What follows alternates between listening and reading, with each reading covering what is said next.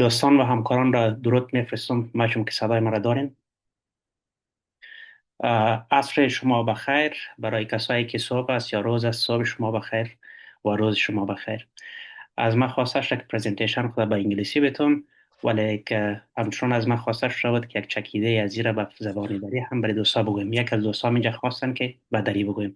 من داخل حتما چکیده یک چیزایی که اینجا بیان میکنم، مطمئن میشم که وقت میمانم که به دری برای دوستا شریک کنم. Ladies and gentlemen, Assalamu alaikum and good evening. For those joining us from other parts of the world, good morning or good afternoon.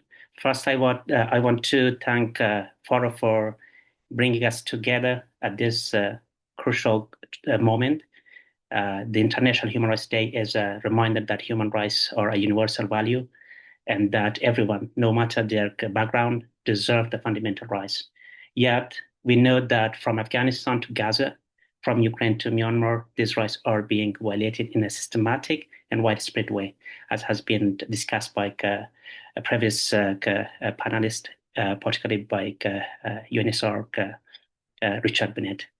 I'm delighted to be part of this discussion and to share the platform with Richard Bennett and other distinguished panelists. I have been asked to talk about the ICC and the Afghanistan investigation before the ICC, particularly with focus on the Taliban.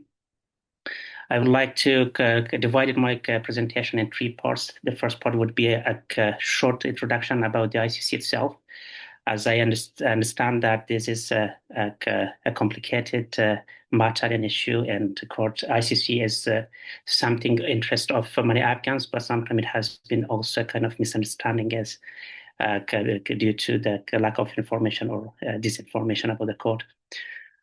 Then I will discuss about the ICC Afghanistan investigation, and finally I would also reflect a bit about why ICC investigation is important for Afghans. And at the end, I would also share a summary of the key points of my presentation in Dari for those who are not able to follow these matters in details in English.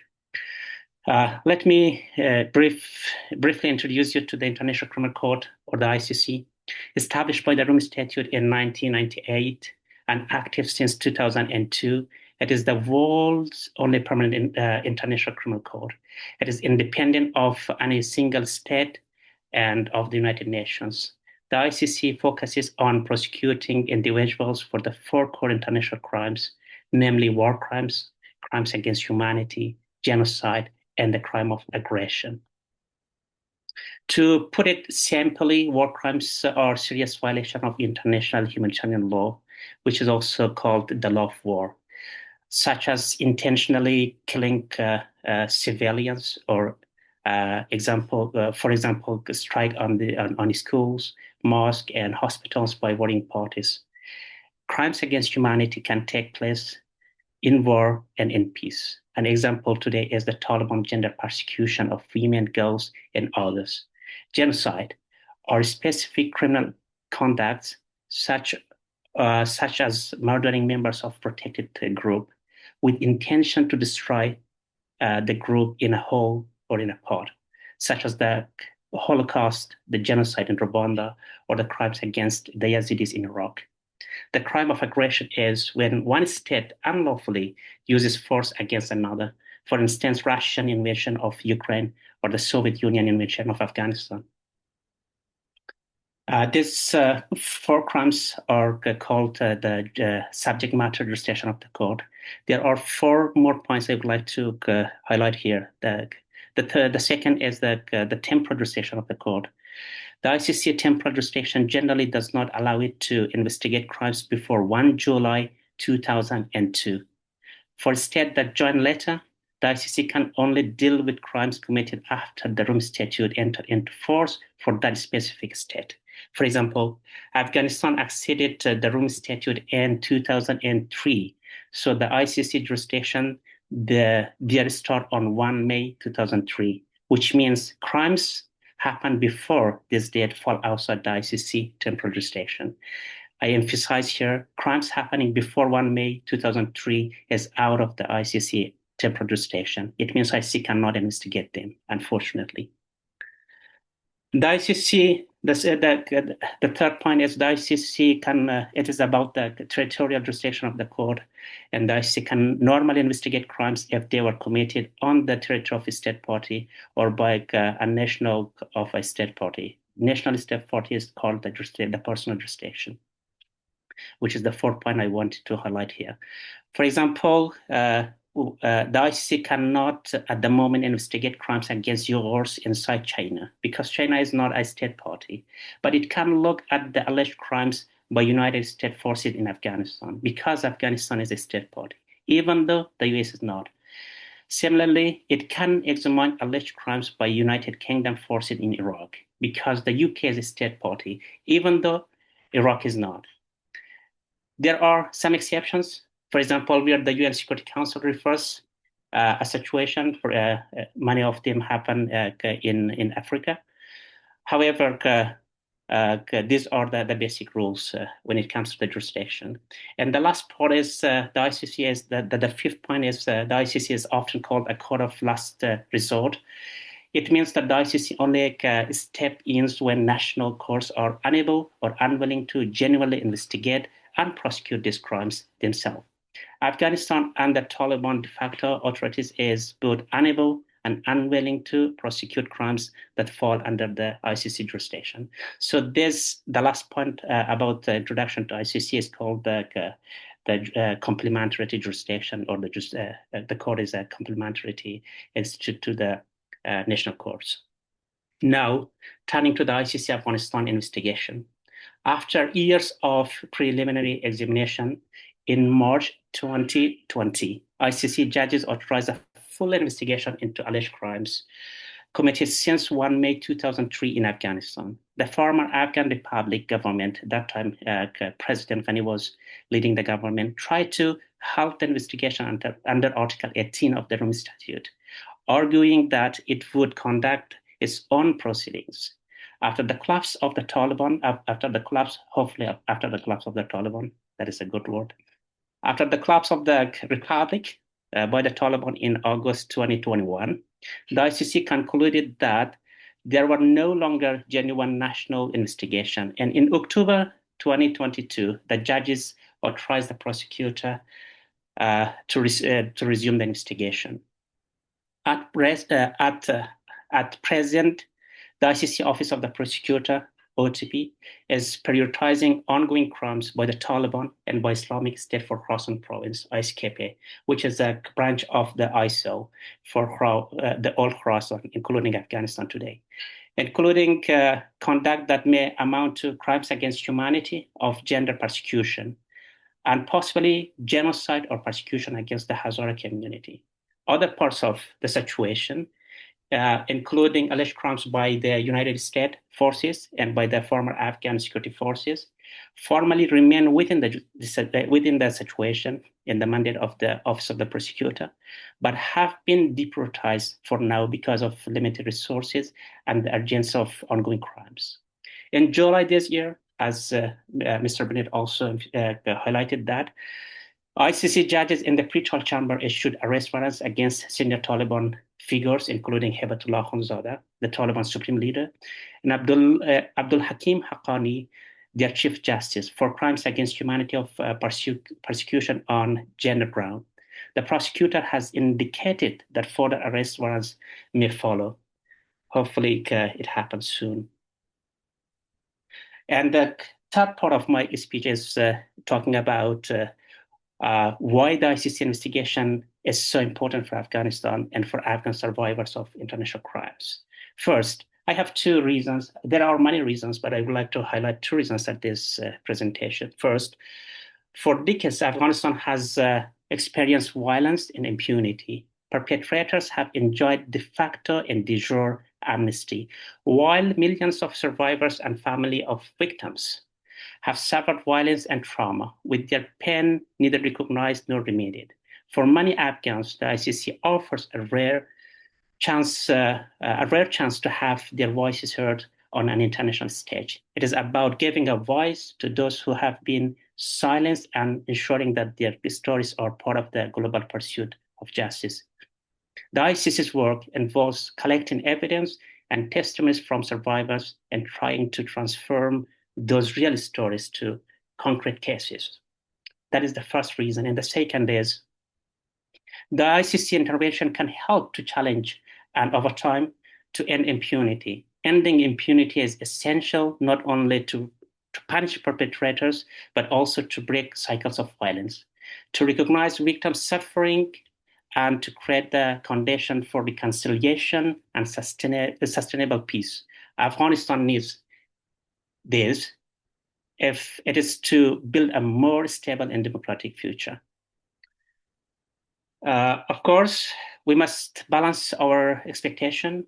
The ICC is not a cure-all or a magic solution. It faces political pressure, security, and logistical obstacles, and very limited resources.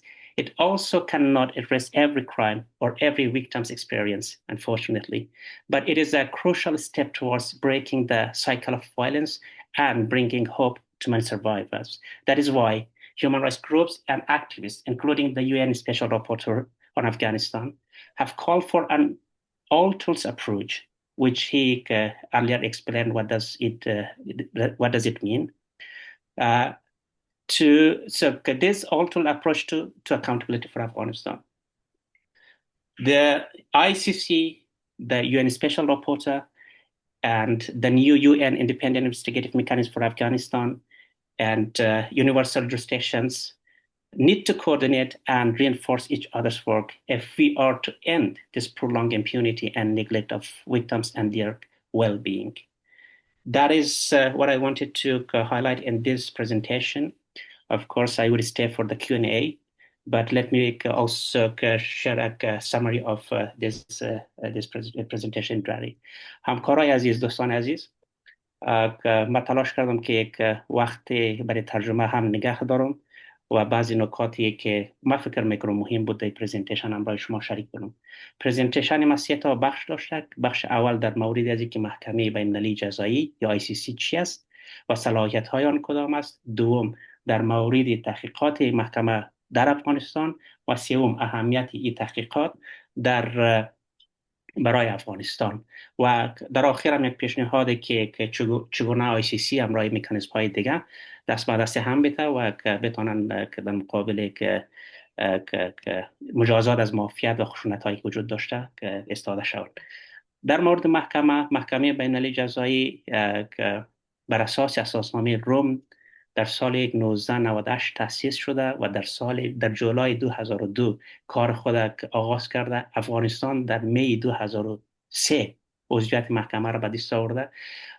محکمه بین‌المللی جزایی دارای 5 نوع صلاحیت است. صلاحیت اول صلاحیت موضوعی است که در این صلاحیت موضوعی جرایم جنگی، جنایت علیه بشریت، جرم نسل کشی و جرم تجاوز ارضی را مورد تحقیق و تعقیب قرار میده.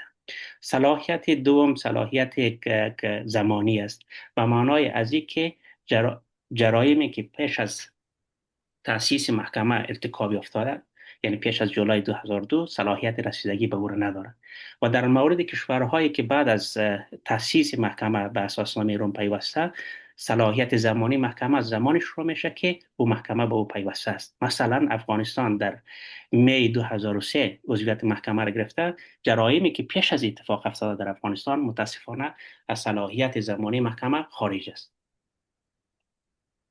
صلاحیت سوم صلاحیت سرزمینی است، یعنی جرایمی چون محکمه بین‌المللی جزایی برای تمام جهان است، جرایمی که فقط در خاک کشورهای عضو ارتکاب یافته باشه در صلاحیت محکمه قرار میگیرند. مثلا چین عضویت محکمه را نداره.